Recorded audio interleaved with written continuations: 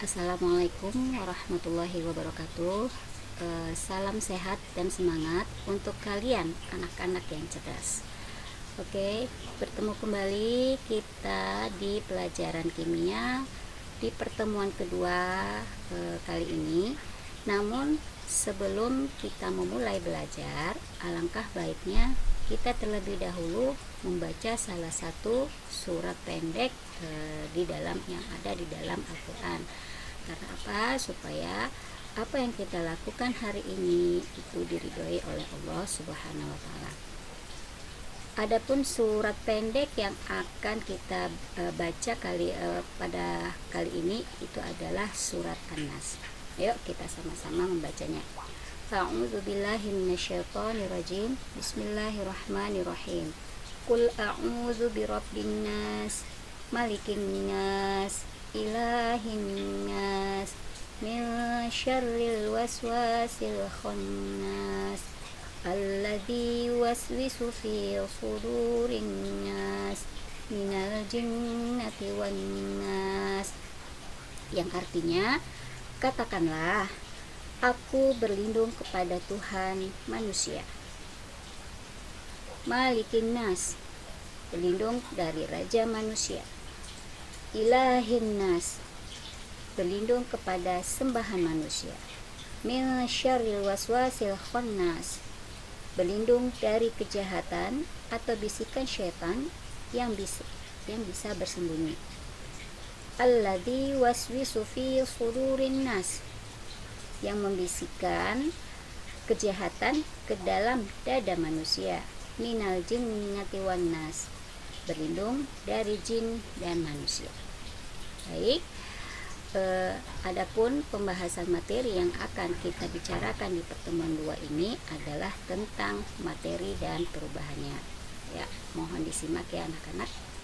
Adapun tujuan pembelajaran kita di pembahasan kali ini adalah agar kalian itu mengetahui apa itu materi, bagaimana sifat-sifat materi itu, dan apa perubahan-perubahan materi itu sendiri. Oke. Materi. Kalau dari kata-katanya materi itu apa? Ya, materi itu adalah bahan dasar, ya. Yaitu bahan dasar dalam menyusun suatu benda, ya. Apa tadi? Bisa diulang. Materi itu adalah bahan penyusun segala macam benda. Contohnya meja. Apa bahan yang untuk membuat meja? Ada kayu, ada paku, ya. Terus ada apa lagi? Ya, bisa ada juga tiang penyangganya dan lain sebagainya. Nah, di dalam materi itu ada tersimpan energi. Karena apa? Untuk membuat meja dibutuhkan energi. Nah, energi itu apa? Energi itu merupakan kemampuan untuk melakukan usaha atau kerja, ya. Yaitu contohnya tadi, untuk membuat meja aja kita butuh energi, ya. Itu dia. Nah, untuk selengkapnya dapat kamu baca di dalam modul. Nah, pembagian energi itu ada namanya energi kinetik dan ada namanya energi potensial. Energi kinetik itu adalah energi yang dimiliki oleh suatu benda karena gerakannya. Contoh, angin yang bertiup, ya, angin yang bertiup untuk dapat menggerakkan kincir angin. Dan banyak juga contoh energi kinetik lainnya, ya, yang dapat kamu baca di beberapa buku, ya, atau bisa kamu lihat juga di dalam internet, ya. Nah, energi potensial apalagi? Energi potensial itu adalah energi yang tersimpan dalam suatu benda dan bergantung pada posisi benda tersebut. Ya, contohnya itu adalah buah yang jatuh dari pohon. Oke. Nah, kemudian kita lanjut kepada sifat-sifat materi itu sendiri. Ya. Nah, setiap materi itu pasti memiliki sifat pembeda. Jangankan benda, kamu ajak, pasti antara satu dengan yang lainnya itu memiliki sifat yang berbeda.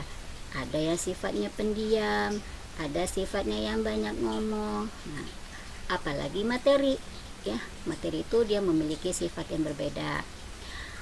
Secara umum, sifat zat atau materi itu dapat dibagi dua, yaitu sifat fisika dan sifat kimia.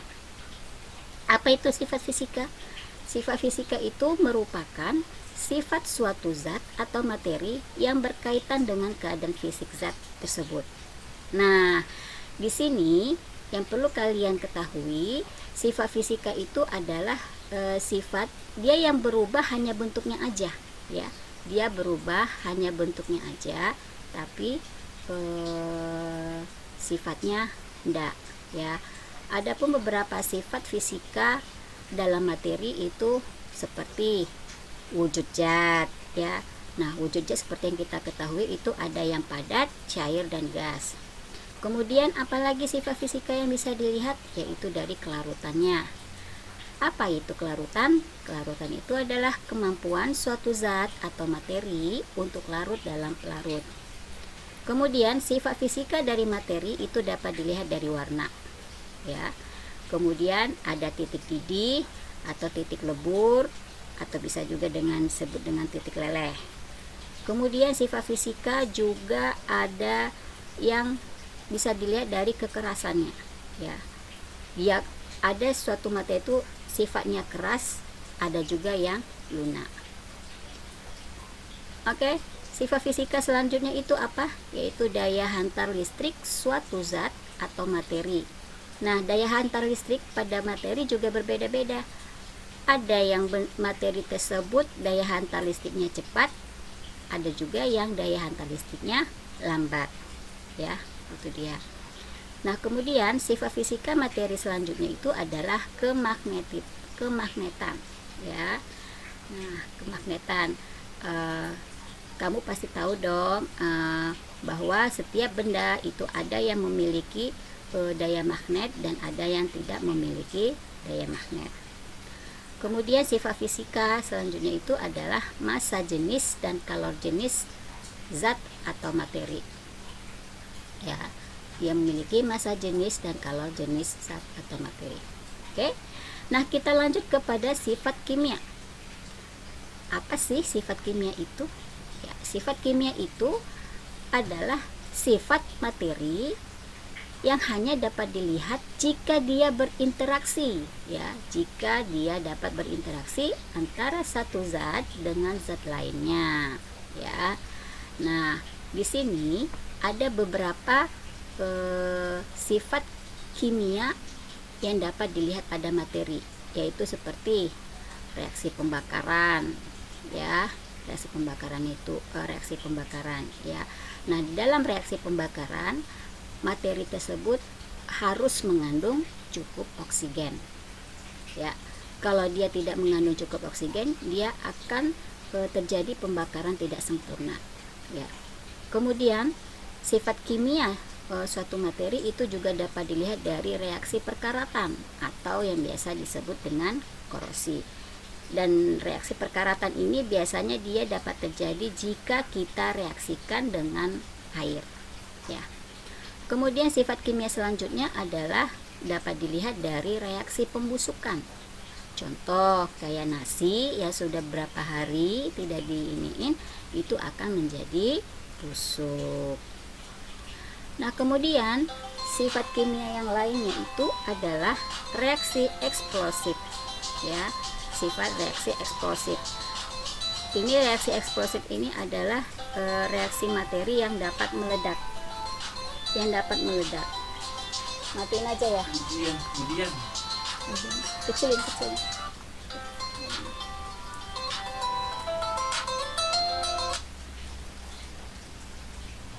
Nah, kemudian sifat kimia selanjutnya itu adalah materi tersebut bersifat racun. Oke. Nah, selain sifat fisika dan sifat kimia yang kita pelajari tadi, sifat materi itu juga ada yang bersifat ekstensif dan sifat intensif. Sifat ekstensif dan sifat intensif. Sifat ekstensif itu adalah sifat materi yang bergantung pada jumlah, contoh massa dan volume, ya. Nah, sifat intensifnya apa? Sifat intensif itu adalah sifat materi yang tidak bergantung pada jumlah. Contohnya tadi adalah warna, rasa, titik leleh, dan titik dedeh. Dan titik didih, ya. Oke. Next, kita masuk ke perubahan materi. Perubahan materi, ya, dalam materi juga dapat mengalami perubahan. Nah, materi ini dia dapat mengalami perubahan setelah adanya reaksi, ya, setelah adanya reaksi atau proses, ya, setelah adanya reaksi dan proses. Adapun perubahan materi itu juga dapat kita bedakan atas dua, yaitu perubahan fisika dan perubahan kimia. Perubahan fisika itu adalah perubahan zat atau materi yang terjadi itu sifatnya sementara dan tidak dapat menghasilkan zat baru. Jadi pada perubahan fisika ini dia hanya bentuk saja yang berubah, tapi sifat zatnya itu tetap seperti zat asalnya. Contohnya, kamu pernah melihat es yang mencair, bukan? Es itu terbuat dari apa? Dari air, ya. Es yang mencair. Es itu terbuat dari air. Kemudian pada suhu tertentu dia dibekukan menjadi es batu. Nah, es batu jika dipanaskan dia akan mencair balik lagi seperti air. Nah, ini dapat kamu lihat di dalam gambar, ya. Nah, gitu juga contohnya yang lain itu adalah seperti lilin yang dibakar. Nih, dapat kamu lihat di gambar, ya, lilin yang dibakar. Lilin yang dibakar dia meleleh. Tapi pada saat lilin ini meleleh habis, dia akan balik lagi bentuknya seperti lilin. Ya, itu dia. Itu yang dimaksud dengan perubahan fisika. Kemudian apa pula itu perubahan kimia? Perubahan kimia itu adalah perubahan zat atau materi yang dapat menyebabkan terbentuknya zat baru dan sifatnya juga berbeda dengan zat penyusunnya. Dengan kata lain, perubahan kimia itu adalah dia perubahannya itu selain bentuknya juga sifatnya juga berubah. Nah, itu dia, ya. Contohnya apa? Nasi yang berubah menjadi contohnya seperti nasi yang berubah menjadi bau, ya, bau basi, ya, berubah menjadi bau basi. Awalnya nasi itu terbuat dari beras. Kita masak menjadi nasi. Kemudian kalau nasi itu warnanya apa asalnya? Putih, ya, putih. Terus sifatnya pulen, enak. Kemudian pada saat dia mengalami perubahan, dia akan menjadi basi. Nah, pada saat menjadi basi itu warnanya juga berubah. Dia berubah menjadi menguning, berair, dan berbau, mengeluarkan bau yang tidak sedap. Nah, itulah dia perubahan kimia, ya. Nah, pada saat terjadinya perubahan kimia, dia akan sebelumnya itu akan bereaksi, ya. Di sini akan Ibu bagikan kepada kamu ciri-ciri dari reaksi kimia itu apa, ya. Ya, itu dia. Ciri-ciri dari reaksi kimia itu adalah seperti terjadinya perubahan warna, perubahan suhu, adanya pembentukan endapan, dan akan terjadinya pembentukan gas. Oke. Nah, baik, anak-anak Ibu sekalian, demikian pembahasan materi yang dapat Ibu sampaikan. Selanjutnya kalian dapat pelajari kembali di dalam modul dan selamat mengerjakan tugas-tugasnya, ya. Baik, akhirul kalam Ibu akhiri. Salam terus semangat, ya, jangan lemah, ya, semangat karena Ibu yakin kamu semua pasti bisa. Sampai ketemu kembali di pertemuan selanjutnya. Akhirul kalam. Assalamualaikum warahmatullahi wabarakatuh.